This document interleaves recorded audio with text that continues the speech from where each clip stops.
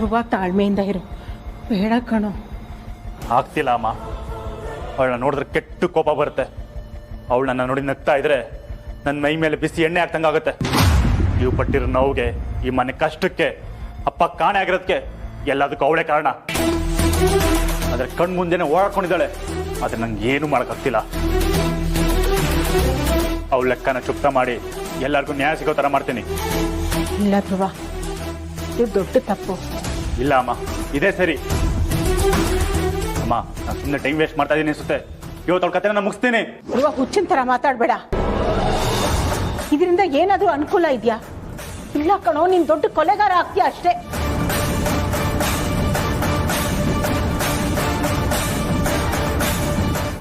ನನ್ನ ಮಗನೇ, ಲವ್ ಅಂದ್ರೆ ನಿನ್ಗೇನೋ ಗೊತ್ತು? ನನ್ನನ್ನು ಕೇಳೋ ಲವ್ ಅಂದ್ರೆ ಏನು ಅಂತ ಹೇಳ್ತೀನಿ. ಅಣ್ಣ, ಲವ್ ಅಂದ್ರೆ ಏನಣ್ಣ? ಲವ್ ಅಂದ್ರೆ ಗೊತ್ತಿಲ್ವಾ? ಲವ್ ಅಂದ್ರೆ ಗೊತ್ತಿಲ್ವಾ? ಸರ್ ಲವ್ ಅಂದ್ರೆ ಗೊತ್ತಿಲ್ವಾ ಅಂತ ನಿಮ್ಗೆ? ಲವ್ ಅಂದ್ರೆ ಪ್ರೀತಿ ಕಣ.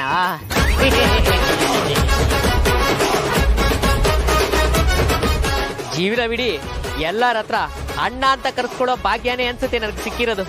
ಯಾರ ಹತ್ರನು ರೀ ಏನು ಅಂದ್ರೆ ಅಂತ ಕರೆಸ್ಕೊಳ್ಳೋ ಭಾಗ್ಯ ಇಲ್ವೇ ಇಲ್ಲ ಅನ್ಸುತ್ತೆ. ಯಾಕ್ರಿ ಕಾಂತ, ನಿಮ್ಗೂ ಧರ್ಮದೆಟ್ ಬೇಕಾ? ಬೇಡ ಬೇಡ ಬೇಡ ಸಾಕು. ಏಯ್, ಇಷ್ಟೆಲ್ಲ ಹೇಳಿದ್ಮೇಲೂ ತಂಗಿ ತಂಟೆಗೆ ಏನಾದರೂ ಬಂದ್ರೆ ಐ ಲವ್ ಯು ಅಂತ ಹೇಳೋದಕ್ಕೆ ನಾಲ್ಗಿನೇ ಇರಬಾರ್ದು. ನಾಲ್ಗೆ ಕಟ್ ಮಾಡಿ ಕೈ ಕೊಟ್ಬಿಡ್ತೀನಿ. ಹೋಗು, ರೈಟ್ ಹೇಳೋ. ಏಯ್, ಅವರಾದ್ರೂ ನಾಲ್ಗೆ ಕಟ್ ಮಾಡ್ತಾರೆ, ನಾನ್ ಫಸ್ಟ್ ಕಟ್ ಮಾಡೋದೇ ಎಡಗೈ. ವಾಷಿಂಗೇ ಇರಬಾರ್ದು. ಏನ್ ನೋಡ್ತಾ ಇದ್ಯಾ? ರೈಟ್ ಹೇಳೋ. ಏಯ್, ಇಷ್ಟ ಹೇಳಿದ್ರು ಅವಳು ನೋಡ್ಕೊಂಡು ನಿಂತ್ಕೊಂಡಿದ್ಯಾ?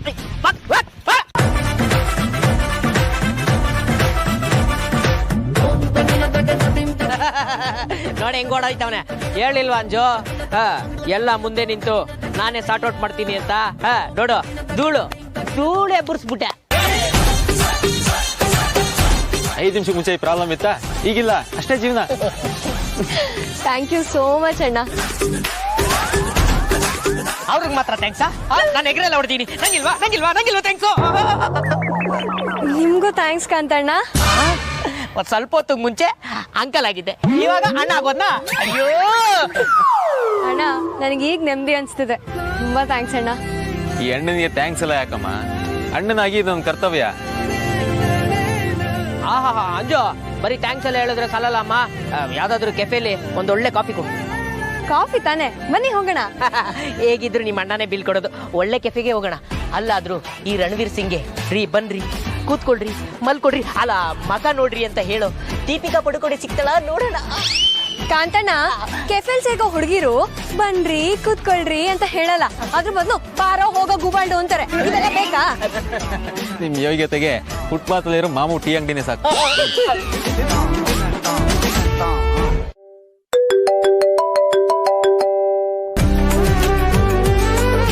ಹಲೋ ಆರ್ತಿ?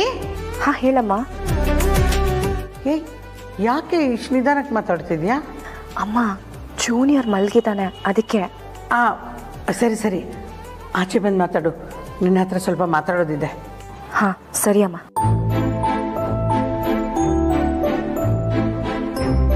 ಹೇಳಮ್ಮ. ಹೇಗಿದ್ದಾನೆ ನನ್ನ ರಾಜ್ಕುಮಾರ? ಈಗ ತಾನೇ ಮಲಗ್ದ ಅಮ್ಮ. ಆರ್ತಿ, ಒಂದು ವಿಷಯ ಕಣೆ, ಮಗು ಏನಾದರೂ ಹೊಸಲು ದಾಟಿದ್ರೆ ಅವತ್ತು ಸ್ವೀಟ್ ಮಾಡಿ ಪೂಜೆ ಮಾಡಬೇಕು. ಅವನು ಹೊಸಲು ದಾಟಿದಾಗ ಹೇಳೋ, ನಾನು ಬರ್ತೀನಿ. ಸರಿ ಅಮ್ಮ. ಹೌದು ಆರ್ತಿ, ನಾನು ನಿನ್ನೆಯಿಂದ ಫೋನ್ ಮಾಡ್ತಾ ಇದ್ದೀನಿ. ಅಮ್ಮು ಯಾಕೆ ಫೋನ್ ತೆಗಿತಾ ಇಲ್ಲ? ಅಮ್ಮ, ಅಮ್ಮು ಮನೇಲಿಲ್ಲ. ಬೊಂಬಾಯಿಗೆ ಹೋಗಿದ್ದಾಳ ವೇದಾಂತ್ ನೋಡಕ್ಕ? ನಾನು ಅಲ್ಲಿಗೆ ಹೋಗಿದ್ದಾಳೆ ಅಂತ ಅಂದ್ಕೊಂಡೆ. ಆದರೆ ವೇದಾಂತ್ ಭಾವಂಗೆ ಫೋನ್ ಮಾಡಿದಾಗ ಅವಳು ಇಲ್ಲಿಗೆ ಬಂದಿಲ್ಲ ಅಂತ ಹೇಳಿದ್ರು.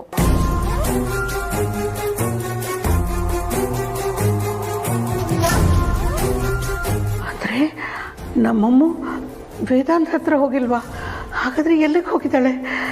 ಅದನ್ನೇ ಕೇಳೋದಕ್ಕೆ ನಾನು ನಿನ್ನೆಯಿಂದ ಅವಳಿಗೆ ಕಾಲ್ ಮಾಡ್ತಾನೆ ಇದ್ದೀನಮ್ಮ. ಆದರೆ ಅವಳು ನನ್ನ ಕಾಲೇ ಪಿಕ್ ಮಾಡ್ತಿಲ್ಲ.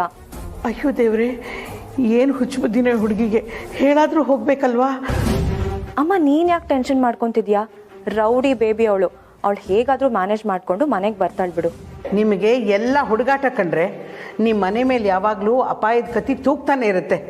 ವಿಕ್ಕಿಗೆ ಹಂಗಾದ್ಮೇಲೂ ನೀವು ಯಾರು ಬುದ್ಧಿ ಕಲ್ತಿಲ್ಲ ಅಲ್ಲ? ಇವೆಲ್ಲ ಯಾಕೆ ಹೀಗೆ ಮಾಡ್ತಿರೋ ಗೊತ್ತಿಲ್ಲ. ಅಮ್ಮ ನೀನೇನು ಭಯ ಪಟ್ಕೋಬೇಡ. ಅಮ್ಮಗೆ ನಾನು ಈಗಲೇ ಮೆಸೇಜ್ ಹಾಕ್ತೀನಿ, ಅಮ್ಮ ಗಾಬರಿ ಆಗಿದ್ದಾರೆ, ಅವ್ರಿಗೊಂದು ಕಾಲ್ ಮಾಡು ಅಂತ. ಸರಿ ಕಣೆ. ಆದರೂ ನಮ್ಮಮ್ಮ ಒಬ್ಬಳೇ ಹಾಗೆಲ್ಲ ಎಲ್ಲೂ ಹೋಗೋಳಲ್ಲ. ಎಲ್ಲಿಗೆ ಹೋಗಿರ್ಬೋದು? ಒಬ್ರಿಗೂ ಹೇಳಿಲ್ಲ, ವೇದಾಂತಕ್ಕೂ ತಿಳಿಸಿಲ್ಲ ಅಂತ ಹೇಳಿದ್ಯಾ. ಎಲ್ಲಿಗೆ ಹೋಗಿರಬಹುದು? ಅದೇ ನನಗೂ ಗೊತ್ತಾಗ್ತಿಲ್ಲ ಅಮ್ಮ. ರಾಜಣ್ಣ ಮನೆಗೆ ಬಂದಾಗಿಂದ ಅಮ್ಮ ಎಲ್ರ ಮೇಲೂ ಎಲ್ಲದಕ್ಕೂ ಅನುಮಾನ ಪಡ್ತಾನೆ ಇದ್ದಾಳೆ. ಯಾವಾಗ ನೋಡಿದ್ರು ಏನೋ ಯೋಚನೆಲಿರ್ತಾಳೆ. ಅಮ್ಮ ನಂಗನ್ಸುತ್ತೆ ಅವಳೇನೋ ಹುಡುಕ್ತಿದ್ದಾಳೆ ಅಂತ. ಏನು? ನನಗೂ ಗೊತ್ತಿಲ್ಲ ಅಮ್ಮ. ಏನೋಮ್ಮ. ಸರಿ ಕಣೆ, ಅವಳು ಬಂದ ತಕ್ಷಣ ನನಗೊಂದು ಫೋನ್ ಮಾಡೋಕ್ಕೆ ಹೇಳು. ಸರಿ ಅಮ್ಮ. ಆಯಿತು.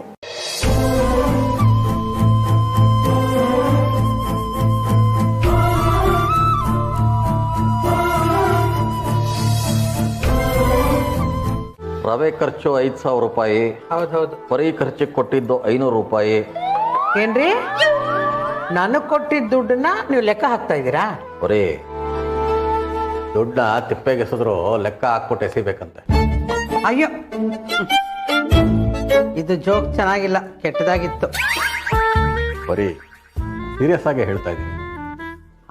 ಇರಿ, ನಾಳೆ ಬೆಳಗ್ಗೆ ಬಂದು ಪರಿ ಸ್ವಲ್ಪ ಇಡ್ಲಿ ಹಿಟ್ಟು ರುಬ್ಕೊಡ್ತೀಯಾ ಅಂತ ಕೇಳ್ತಿರಲ್ಲ, ಆಗ ಹೇಳ್ತೀನಿ.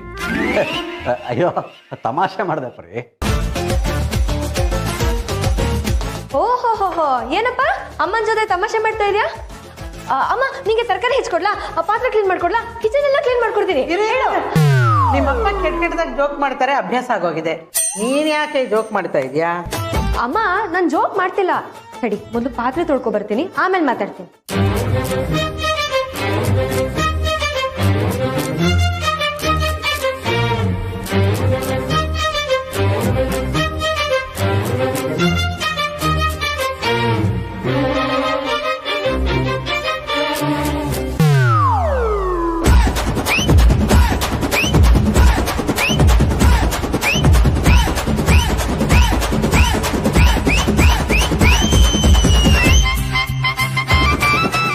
ಅಮ್ಮ ಪಾತ್ರೆ ತೊಳ್ದೆ, ಸಿಂಕ್ ಕ್ಲೀನ್ ಮಾಡಿದೆ, ಸಿಂಕ್ ಹತ್ರ ನೀರು ಚೆಲ್ಲಿತ್ತು, ಅದನ್ನು ಒರೆಸಿದೆ. ಅಮ್ಮ ಹೊರಗಡೆಯಿಂದ ಒಣಗಿರೋ ಬಟ್ಟೆ ತಂದು ಐರನ್ ಮಾಡಿದೆ. ನೀನ್ ಹೂ ಅನ್ನು, ಅಡುಗೆನೂ ನಾನೇ ಮಾಡ್ತೀನಿ. ಏನ್ ಪರಿ ಇವತ್ತು ಇದು ಇಷ್ಟೆಲ್ಲ ಕೆಲಸ ಮಾಡ್ತಾ ಇದ್ದಾಳೆ? ದಿನ ನೀನು ಬೈದ್ರು ಒಂದೇ ಒಂದು ಕೆಲಸ ಮಾಡದೆ ಇರೋವಳು ಮತ್ತೆ ಎಲ್ಲ ಕೆಲಸನೂ ತಾನೇ ಮಾಡಿ ಮುಗಿಸ್ಬಿಟ್ಟಿದ್ದಾಳೆ.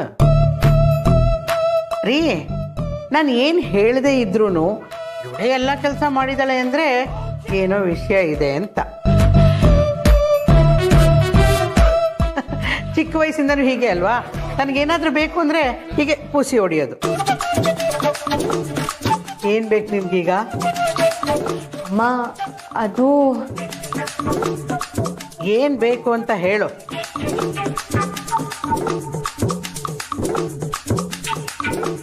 ಅಂಜು, ಲವ್ ಏನಾದರೂ ಮಾಡಿದ್ಯಾನೆ?